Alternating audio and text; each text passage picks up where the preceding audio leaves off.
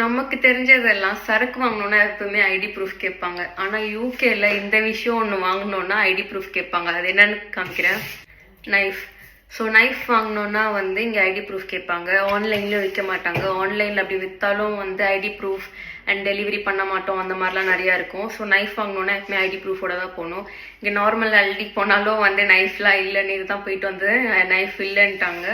So எதுக்கு இந்த மாதிரி பண்ணுறாங்க மீன்ஸ் யூஎஸ் மாதிரி இங்கே வந்து கன் யூஸ்லாம் வந்து அவ்வளோவா இல்லை. பட் நைஃப் கிரைம்ஸ் வந்து ரொம்பவே அதிகமாக இருக்குது. அண்ட் மெயின்லி வந்து அண்டர் ஏஜ் ஸ்டூடெண்ட்ஸ் இந்த மாதிரி ஸ்கூல் பசங்களாம் வந்து நிறைய இந்த நைஃப் கிரைம்ஸ்லாம் வந்து பண்ணுறாங்க.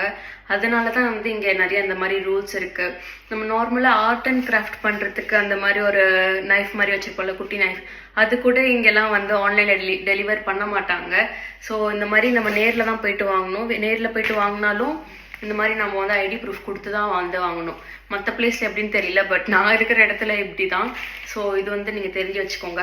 யூகேலே நைஃப் கிரைம்ஸ் ரொம்ப அதிகம்.